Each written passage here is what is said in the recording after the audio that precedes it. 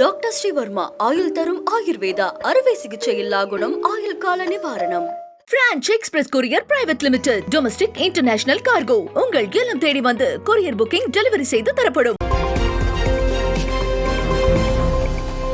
தமிழக வெற்றி கழகத்தின் பொதுக்குழு கூட்டம் இன்று தொடங்கி நடைபெற்று வருகிறது.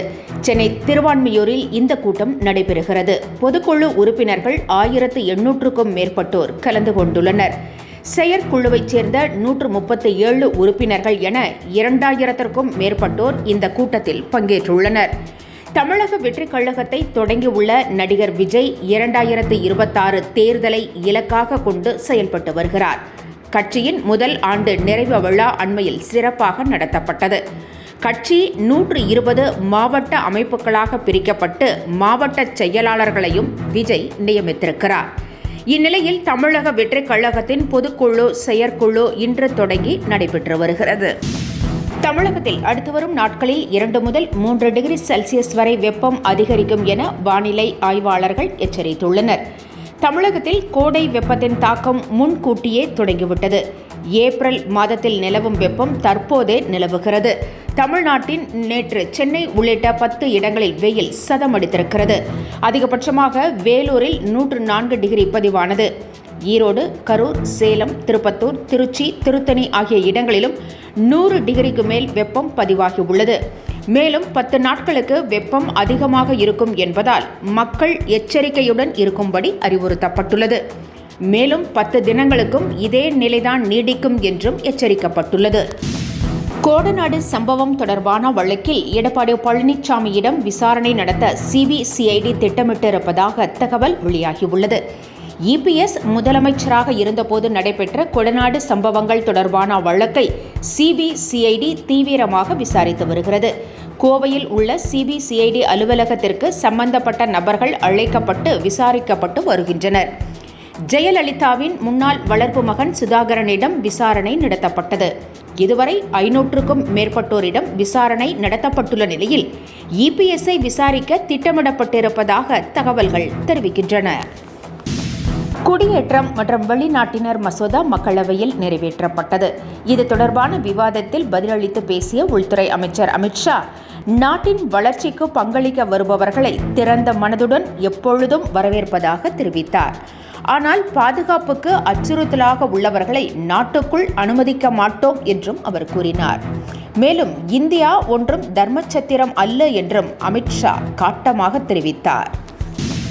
சிபிஐ நடைமுறையில் மாற்றம் கொண்டுவர நாடாளுமன்ற குழு திட்டமிட்டுள்ளது.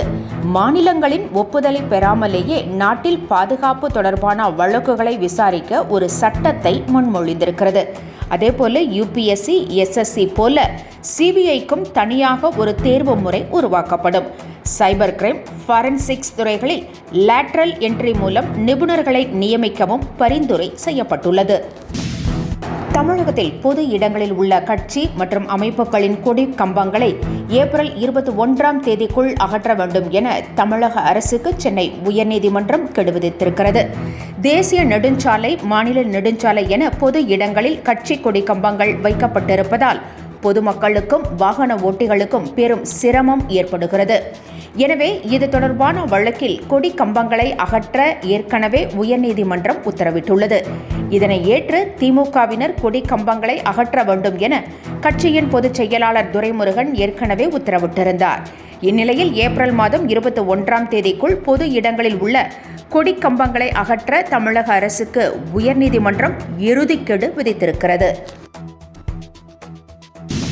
அரசியல் விமர்சகர் ரவீந்திரன் துரைசாமி தேமுதிக பொதுச் செயலாளர் பிரேமலதா விஜயகாந்தை சந்தித்து பேசினார். சென்னை கோயம்பேட்டில் தேமுதிக தலைமை அலுவலகத்தில் இந்த சந்திப்பு நடைபெற்றது. மரியாதை நிமித்தமாக இந்த சந்திப்பு நடைபெற்றதாக கூறப்பட்ட போதிலும் இது முக்கியத்துவம் வாய்ந்ததாக கருதப்படுகிறது.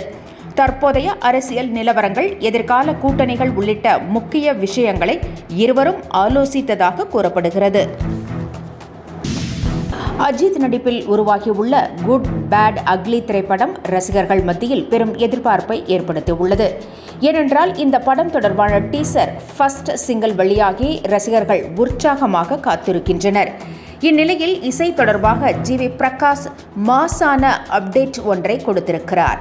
எ ரேஜிங் புல் ஆன் இட்ஸ் வே என பதிவிட்டு அவர் பின்னணி இசை ஏறக்குறைய முடித்துவிட்டதை சூசகமாக தெரிவித்திருக்கிறார்.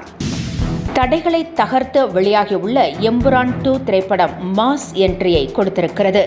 நாடு முழுவதும் முதல் நாளிலேயே 21 கோடி ரூபாய் வசூலித்திருப்பதாக தகவல் வெளியாகியுள்ளது. இதன் மூலம் அதிகம் வசூலித்த மலையாள படம் என்ற பெருமையையும் இப்படம் பெற்றிருக்கிறது. மோகன்லால் நடிப்பில் பிருத்திவிராஜ் இயக்கத்தில் இந்த படம் உருவாகியுள்ளது.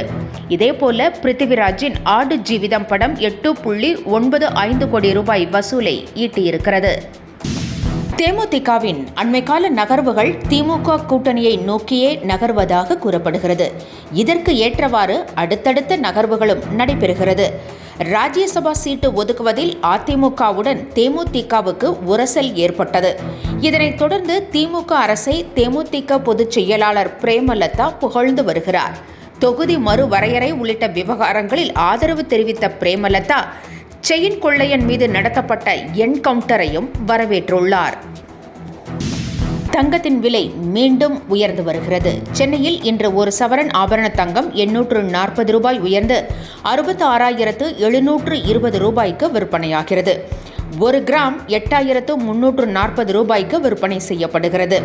வெள்ளியின் விலையும் கிராமுக்கு 3 ரூபாய் உயர்ந்து 114 ரூபாய்க்கு விற்பனை செய்யப்படுகிறது. சட்டப்பேரவையில் இருந்து அதிமுக உறுப்பினர்கள் வெளியேற்றப்பட்டதற்கு எடப்பாடி பழனிசாமி கண்டனம் தெரிவித்திருக்கிறார்.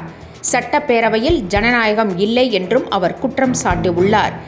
இபிஎஸ்ஐ பேச அனுமதிக்க வேண்டும் என சட்டப்பேரவையில் அதிமுக உறுப்பினர்கள் அமளியில் ஈடுபட்டனர். தங்கள் இருக்கையிலே இருந்து அமளியில் ஈடுபட்ட அவர்களை வெளியேற்ற சபாநாயகர் அப்பாவு உத்தரவிட்டார். இதனை கண்டித்து அதிமுக உறுப்பினர்கள் சபாநாயகர் இருக்கை அருகே சென்று முழக்கமிட்டனர். இதனால் அவர்களை ஒரு நாள் சஸ்பெண்ட் செய்து சபாநாயகர் உத்தரவிட்டார். தமிழக வெற்றிக் கழகத்தின் பொதுக்குழுவிற்கு வருகை தரும் உறுப்பினர்களுக்கு மணக்க அறுசுவை உணவு வழங்கப்படுகிறது.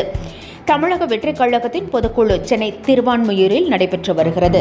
இதற்கு வருகை தருபவர்களுக்கு காலையில் பொங்கல் வடையுடன் டீ வழங்கப்பட்டது. மதியம் வெஜ் சூப், ஊறுகாய், தயிர் பச்சடி, சப்பாத்தி, வெஜ் பிரியாணி, சாதம், குழம்பு, சாம்பார், மிளகு ரசம், இறால் 65, அவியல், பக்கோடா, உருளைக்கிழங்கு பட்டாணி வறுவல், தயிர், வடை, அப்பளம், பாயசம், மோர், ஐஸ்கிரீம் என மணக்க தடபுடலான விருந்து அளிக்கப்படுகிறது. இதனிடையே விஜயை வரவேற்று சென்னை நகர் முழுவதும் போஸ்டர்கள் ஒட்டப்பட்டுள்ளன. அதில் புஸ்ஸி ஆனந்தை வருங்கால முதலமைச்சர் என குறிப்பிட்டு சில நிர்வாகிகள் போஸ்டர் ஒட்டி இருப்பது சர்ச்சையை ஏற்படுத்தியுள்ளது. டாக்டர் ஸ்ரீவர்மா ஆயுள் தரும் ஆயுர்வேதா அறுவை சிகிச்சை இல்லா குணம், ஆயுள் கால நிவாரணம். Branch express courier private limited, domestic international cargo. உங்கள் இல்லம் தேடி வந்து கொரியர் புக்கிங் டெலிவரி செய்து தரப்படும். என்றும் உங்களுடன் மை இந்தியா. முக்கிய செய்திகளை உடனுக்குடன் தெரிந்து கொள்ள சப்ஸ்கிரைப் பண்ணுங்க, பெல் பட்டனை பிரஸ் பண்ணுங்க. என்றும் உங்களுடன் மை இந்தியா.